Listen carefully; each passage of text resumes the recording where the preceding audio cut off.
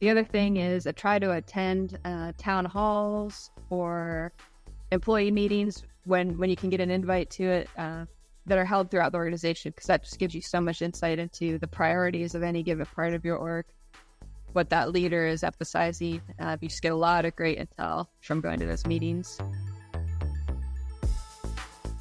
This episode is brought to you by Green Skies Analytics, an audit analytics service provider that works with internal audit departments that have data analysts and are still frustrated with trying to make analytics actually work, aren't getting the expected ROI, who can't break through the communication barrier between the analysts and the audit team, and those that need experienced direction for an audit analytics strategy and process. Those that feel like they've wasted time and money on trainings, aren't getting the value they want, not prioritizing the highest risk areas for the organizations, or have projects that seemingly never get completed. Do you deal with any of that? If you do, go to the show notes of this episode and click the Green Skies Analytics link, or go to greenskiesanalytics.com to schedule a call and understand how Green Skies Analytics makes analytics actually work for internal audit. Hello, everybody, and welcome to another episode of the Audit Podcast. I'm your host, Trent Russell. Today on the show, we have Katy Rich. She is the CAE at Williams. Williams, for those that don't know, handles about a third of the nation's natural gas. And what was super interesting about Katy is she has zero background in internal audit, yet here she is as a CAE. And so we're going to understand, how does someone with no audit background get into a CAE position so that we can understand what's important to folks in being a CAE, and then develop those skills. So that's one route that we go down, as well as the thing that drew me to Katy is I saw where she was on a couple of different boards. I think it's critically important and a huge advantage for internal auditors to sit on boards and understand their perception of things and how they view the world and the company, so that we can work with them better and provide them what they need when they need it. And so we get practical advice. It's probably one of my favorite bits that we did, was practical advice on how to get on a board. Once you're on a board, what do you do? How do you get acclimated? What do you need to know? How do you basically not be terrified, because it can be kind of intimidating once you're there, and how you can actually do that. Katy also mentions how when she was not in the audit role, she got audited. So I always think it's interesting to get the other perspective on that. What's it like to be on the other side? And Katy said that she actually had a really good experience with the internal audit team. And so we wanted to understand what was so great about it, so that, again, us in audit can understand that, leverage it, and be better auditors, especially for our clients or auditees, or however you refer to them. And then the other thing was, I'm trying not to give too much away, but basically the reason that Katy was able to go from no audit background to CAE at Williams was because she understood the business so well. We wanted to understand, how can we better understand our business? How can we better understand our industry? We've asked that question before on the show. I think the advice Katy gives is very practical, easy to implement, and really valuable. And so that's kind of towards the top. With that said, here we go. What is in either your internet browsing history or your ChatGPT or any other LLM that you might use, but what's been going on recently in your world? So, work-wise, I've been, trying to onboard new people into the department. I've got a new rotational employee starting next week. And so most recently I asked Copilot, we use Microsoft Copilot here, how would you describe internal audit to a college student? And so that was interesting. But the disappointing thing is, the first time I asked it, I got a really great answer. I was like, oh, I need to capture that. And then I undocked my computer and ran to a meeting, and I lost it. It reloaded the page and I lost it. So I had to ask it again. It had a good example of, internal auditors are a little bit like a doctor or a primary care physician doing a health check, on you, and checking your vitals, checking your, are you taking your medications like you should? And then making recommendations that the patient can decide to follow or not. But I thought that was pretty good. Okay. Anything on the personal front?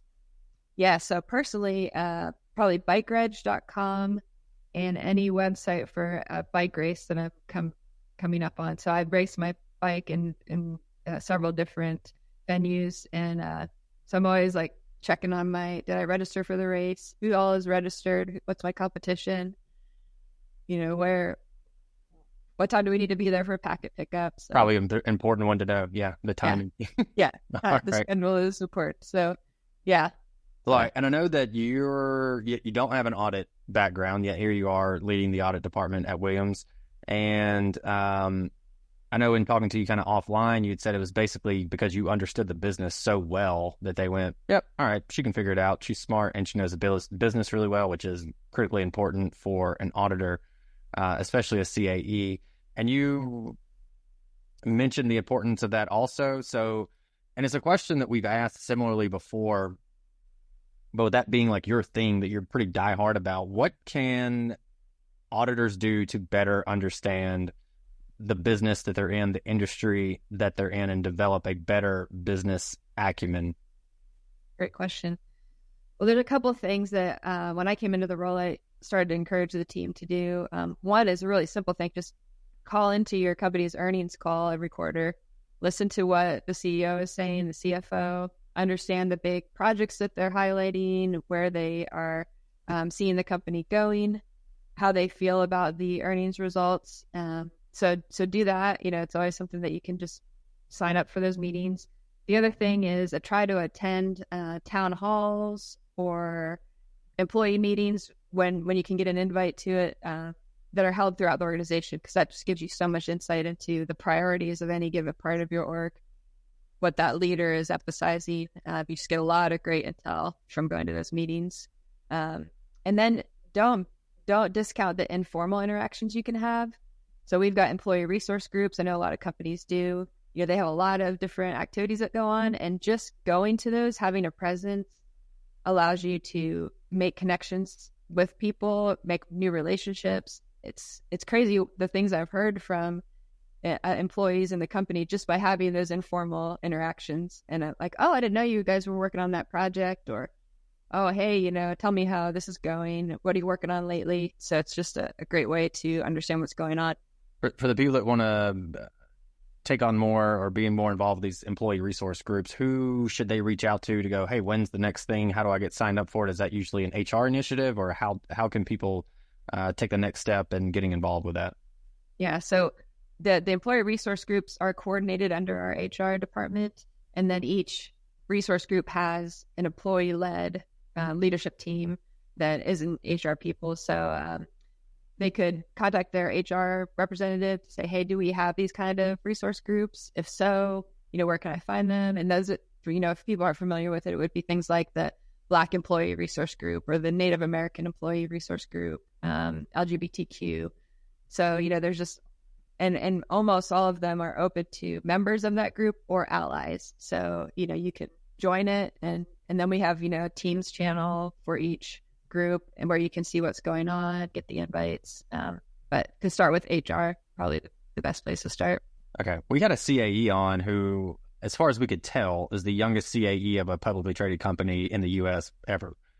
We didn't exactly, work with a third party to do research on that, but we went, that's probably about right, based on our collective knowledge. And so we went that way. But anyway, he kind of skyrocketed up the hierarchy and got FaceTime with the CEO of a Fortune 100 company that he was with at the time, because he started one of these employee resource groups. There there's kind of a gap there.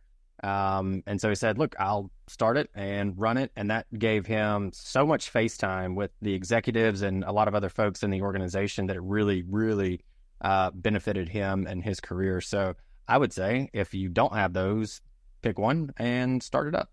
Yeah, great advice. Great advice. And you're absolutely right. A lot of the executives will come out to some of the events that these ERGs put on. And, another way to have a connect with one of the executives too. So yeah, because that was one thing when I left public accounting and went into internal audit as an FTE that I missed was I just didn't know as many people. So when I was in the external audit, I would see clients all over the place, be on site. I could stop by and talk to them or whatever. And I kind of missed that. And so I asked my boss, I was like, is there a committee or something that I can get on so that I can see people? And when I'm walking the halls, be like, hey, what's up, Katy, Jill, Bob, whatever. Because I didn't like, sitting in the office and just doing my work and that being it. And so I I always try to encourage people also to jump on those committees where you can, have like an audit presence if, where you can. The earnings call, though, I was curious, do you all collectively as a team, an audit team, do you listen to those together, or is it one person goes, take notes, sends it back? Like, how does that look? We've done it both ways. So if I'm on my game, I make sure we have an invite out to the team to remind them that, because it's funny, we don't get an invite to all employees that this is happening. You have to kind of have your ear to the ground that it's scheduled. So I try to make sure there's an invite on their calendar and a link to it. And then we have tried sometimes to get in a conference room together. It helps us all stay focused, and not start multitasking. But they're a little bit early in the day. So sometimes people just call from their desk depending on the quarter. I mentioned earlier you don't have an audit background. So I did want you to share what is your background and then how you became a CAE despite not having an audit background. And one reason I wanted to hit on that is, one, it's just interesting to hear people's backgrounds, but then two, for those that are looking to almost, I would say, gain some kind of advantage or become a better auditor, if you, Katy, had no audit background, yet you were so good at this one given thing that you became a CAE, then I think it makes sense for auditors to then go, hey, maybe I should focus a little bit more on that to, if that's their ultimate goal is to do that. So tell us a little bit about that. Yeah. So most of my career has been in GIS, which is Geographic Information Systems. And I have an anthropology degree too, and did some work in social services. But most of my time in the oil and gas field has been in GIS. And really thought I'd stay there forever. But, got to a point where I really liked Williams and working for Williams. And I wanted to do something different and have a new challenge. So when this role came open, my boss at the time came to me and said, hey, I think you should consider applying for this. You'd be a good fit. And initially I didn't see the fit. I'm not an accountant. I'm not an auditor. Not sure. But I recalled that I had an experience where GIS was audited by this group, the system. It was an IT audit. And I remembered that was a really great experience with that auditor because he gave us good insights. He helped us understand what was really going on. And then we used the findings from that audit to contribute to justification for a big project that we wanted to do to improve the system. So, I was like, well, that was great, so there's goodness in that group. Let me check it out. And I had a conversation with the current CAE at the time, and she started talking about data analytics, agile project management, all these things that I had familiarity with from the GIS work, which is on the business side, but very technical, works a lot with IT. So we had been exposed to some of these concepts and ideas. And I thought, well, this makes a lot of sense. I am a fit for that kind of work. And if they're okay with me learning the other parts of the business, I could learn what I need to learn. And so went ahead and applied and was thankfully selected for it.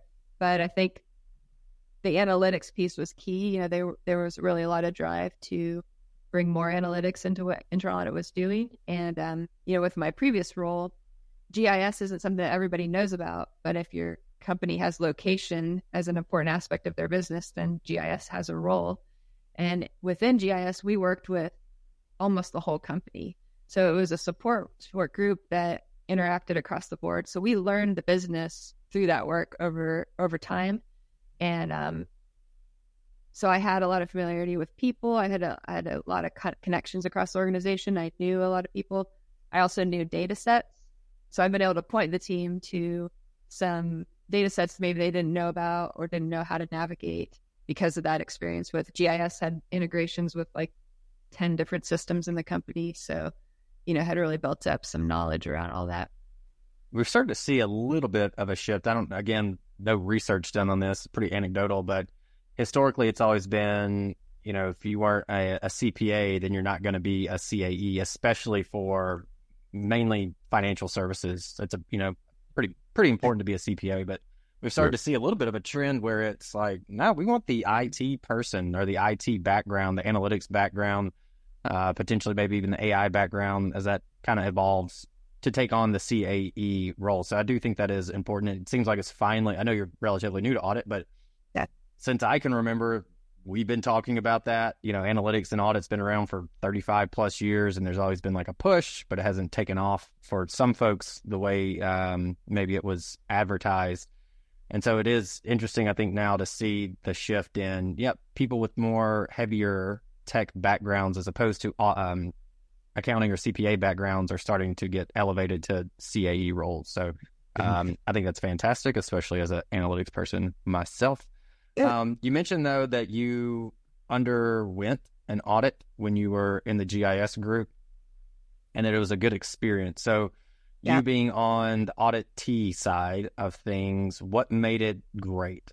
So i.e., what can listeners take away from your experience and go, okay, that's what we should kind of strive to do. That's what they actually want. So what made it great for you? What I loved was the auditor was really receptive to feedback around, hey, can you talk to these additional people to get, a bit, maybe a more well-rounded picture of what you're looking at. I really liked that. The auditor, his demeanor was very approachable, very, he made you feel comfortable, didn't feel like the Inquisition or coming in and going after the group. So that was excellent. And he actually was still in the group when I took the role too. So that was fun circle. He's moved on now, but it was good in that way. And then I liked the detail in the report. We've actually gone away from having that much detail, and we've skinnied down our reports quite a lot, which is a struggle for me personally because I like to have as much detail. Like, how did you pick your sample? How big was your sample? All that stuff. And we don't really put any of that detail in anymore because most people don't care that much. They just, want to know that you found something that they need to take action on. But I liked the detail that he provided in the report. For me personally was good.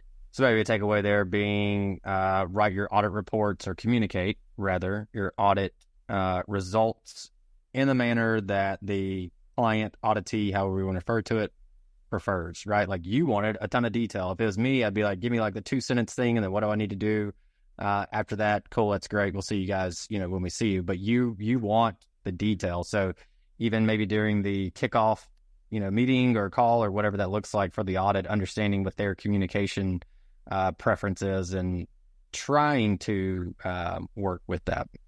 Yeah, I think that's a great suggestion. Okay. And like today, if I were an auditee of this group, I would be open to, hey, you don't need to put all that in the report, but if you just want to debrief me a little bit on some more detail, if you're willing to do that outside the meeting, and I know we would be, we're always willing to have the extra discussions. Yeah. And my guess is you'd probably get more from that than like the report itself in terms of the relationship building from the auditor to the client. I'm going to call it client rather than auditee. But just so everybody's on the same page. So from auditor to client, I feel like having that pretty laid back conversation, where it seems like in this case, you're just kind of almost wanting to pick their brains. How'd you pick the sample? What is a sample? What is the population? And understanding that. I feel like that could really benefit a lot of folks in terms of longer term relationship building, as opposed to just like, all right, here is your 2-sentence thing, Trent, that you wanted.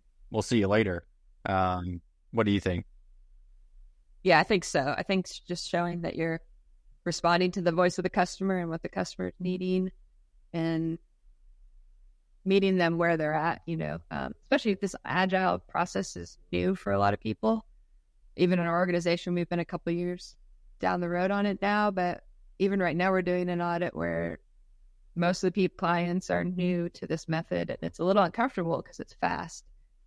We send out a draft snapshot and we're going to discuss it, but they haven't really had like days to pre-read it and provide feedback. So just helping people recognize that it's new for them and they're getting comfortable with this. So if we need to do a little bit more to make them comfortable, I think it goes a long way to having success in the long run. Probably no surprise to listeners that oftentimes the guest says something significantly better than the way that I butcher it. And so when you said responding to the voice of the customer, I think that's a really good way to kind of summarize it, the point that you're making. So very well said.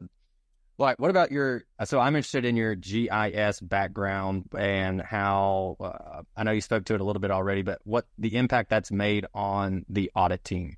How is that working?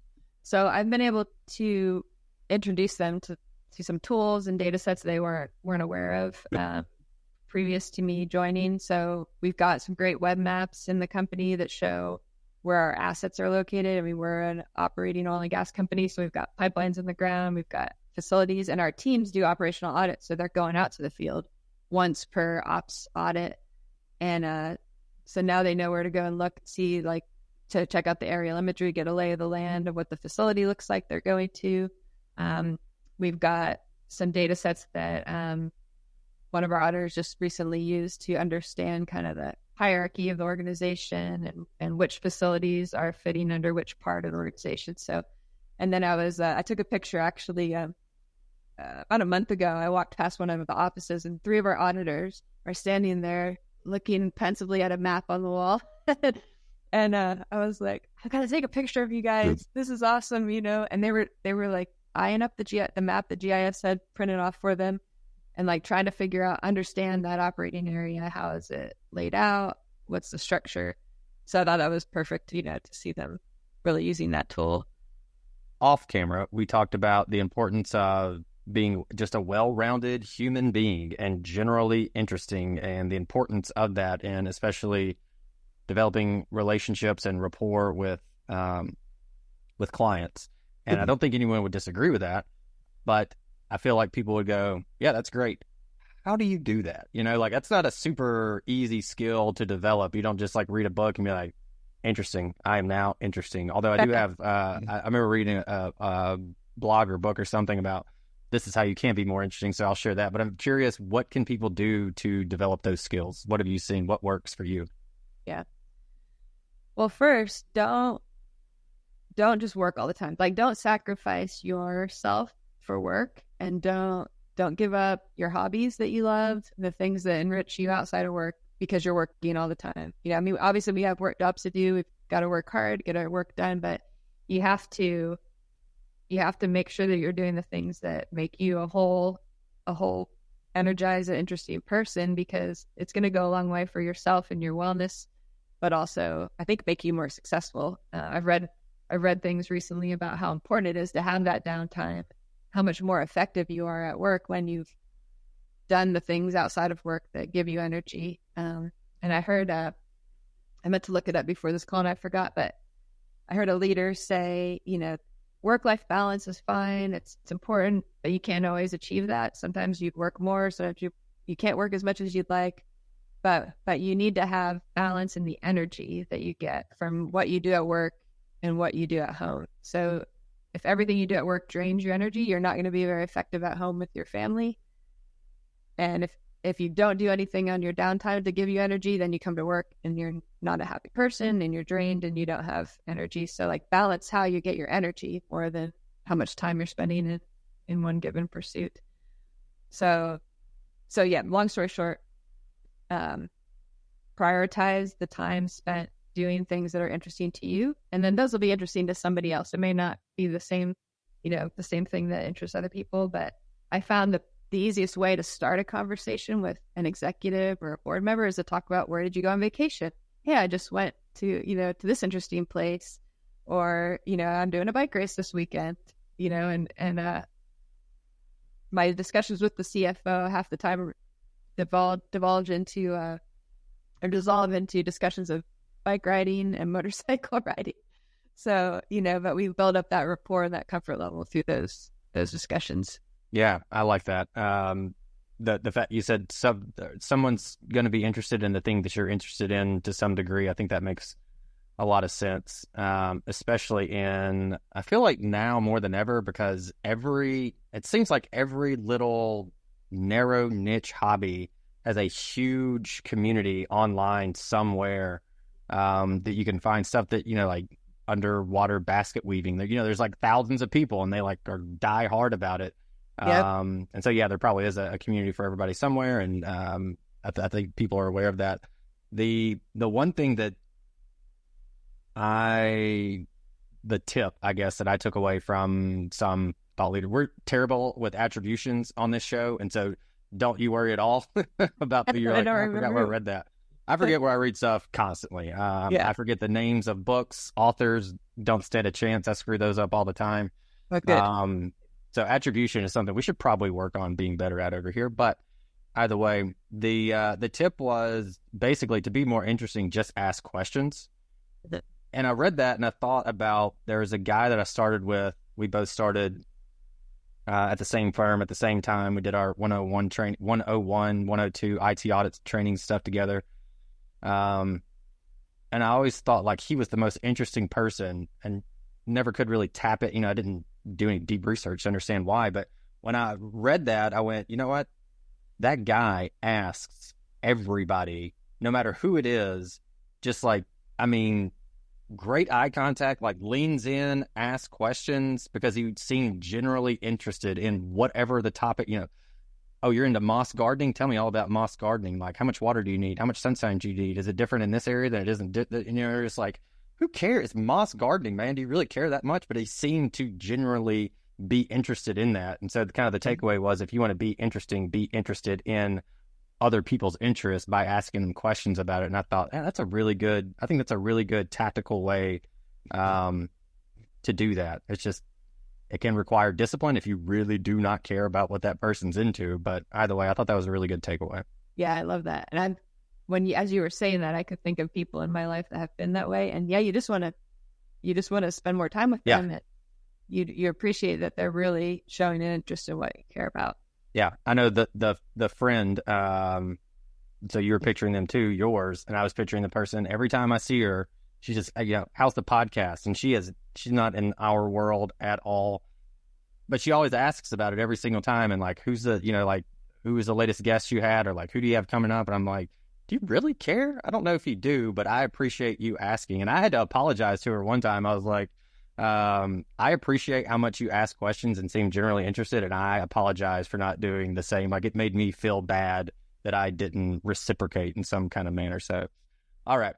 The other thing, and this is one of the big reasons I wanted to have you on, and I forgot how I came across it. I'm sure it was on LinkedIn, but I noticed you were on a couple of different boards, and I know from my experience serving on a board, chairing an audit and finance committee, that's where I really got to see, like, at the executive type level, what they care about, and started, and hear their discussions of, what they talk about.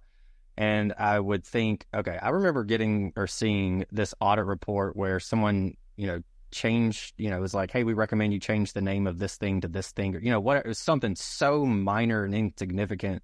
And I thought, if this group of people saw that as a finding and they're spending their time reading that, how probably pissed they would be, and definitely like, okay, audit clearly is still just missing the mark. Like, we do not care about this. Bring us the stuff we need to know about. And so for me, I've always tried to recommend to people, if you can get on a board at any level, a junior board, or otherwise, anything you can do to get that perspective, I think it's really great. So anyway, I noticed you were on a couple of boards, and I wanted to see what advice you would give to others to also get on a board somewhere and gain that experience. Yeah, it's been fantastic. And the two boards I'm on are nonprofit boards, which I think is a great place to start, because they're usually happy to have people willing to help and work, and they have expectations, but it's a little bit easier entry than a for-profit board. So first of all, I would find an organization that you're passionate about, because you can tell quickly if someone doesn't really care at all about the mission. They're not going to be energized. They're not going to give their all. And then start by volunteering, just in any capacity. And that's how I got on the first board that I'm on. Is I was just genuinely interested in this alternative school here in Tulsa. And so I just started becoming a mentor and meeting with a student weekly and being their mentor. And after doing a couple of rounds of mentoring, I was invited to be on the board. And, so that's a great place just to become familiar to the management and, show your interest in that organization. The other thing would be to engage with, if your company has like a community outreach function or corporate communications, they might know of organizations that are looking for board members. I know it's not uncommon that organizations will reach out to a company and say, hey, we're looking for another board member. Do you have anyone that would be a good fit? So make your interest known to that group, and they can help try to match you with an organization that makes sense and it fits your interests. What advice would you give once someone's on a board? Because I was super intimidated when I got asked to do it, I was like, yeah, I'll do it because it sounds great. And then I remember thinking, how do I even do this? Like, I barely know. Fortunately, I had this show. And so I grabbed someone who literally wrote the book on how to be a finance chair for a nonprofit. And I went, hey, can I pick your brain? And so I had the benefit of that. But what would you recommend? Because it can be pretty intimidating to walk in and be like, I am on the board now. What the hell am I supposed to do? So what advice would you give for those that are like, yeah, I want to do it, but it's scary? Yeah.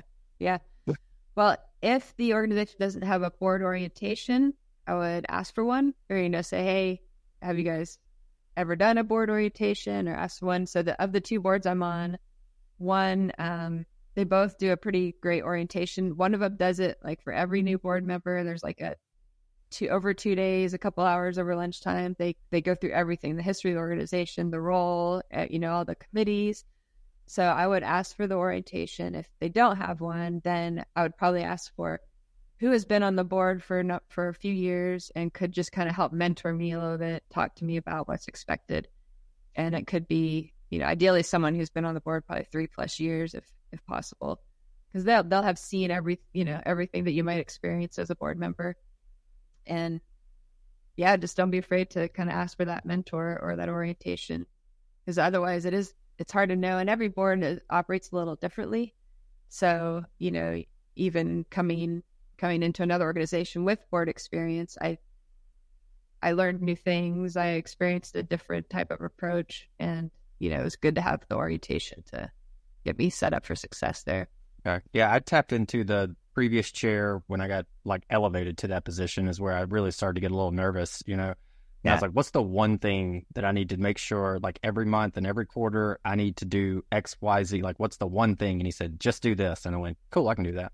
And similarly, I asked the expert that I mentioned earlier, I was like, what's the one thing I need to do? And she's like, just make sure you know the metrics and you have those prepared in some manner. And I was like, sweet, I'm in analytics. Like I can knock this out in a day.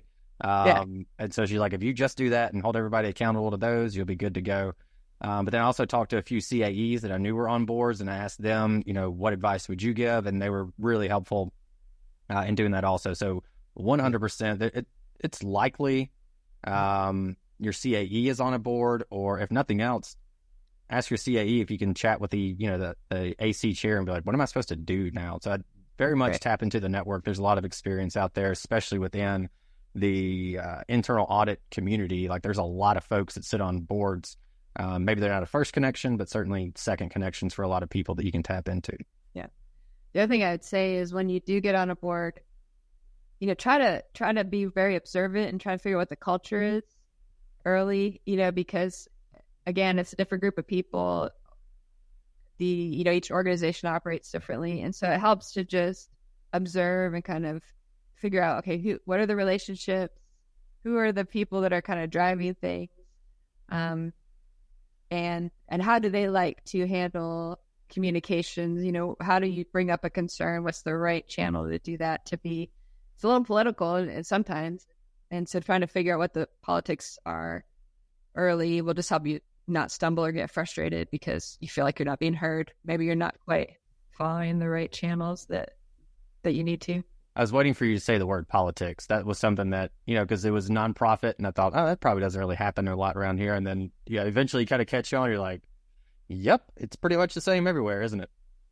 Everywhere. Yeah. So, but I've loved it. It's been great. I mean, I don't know for sure whether that was, an aspect of my resume that was appealing for this role, but I like to think it was. I certainly highlighted that experience on my resume, but it has definitely helped me in a smaller, less stressful setting to understand the difference between governance and management and where that line is. And sometimes it's a little gray and you see that then in the corporate setting too. It's not always very clear what falls squarely in governance and in management. And so it's just interesting. I see those themes surface in both settings. Yeah, especially smaller boards, organization, not-for-profit, where you do, even on the board, you take on a little bit of management, maybe do a little bit more than you probably would otherwise on a for-profit board. So, yeah. All right, I think that's solid advice. So I know you have, again, the GIS background and the tech background, but maybe even outside of analytics, maybe. What are you doing with tech within your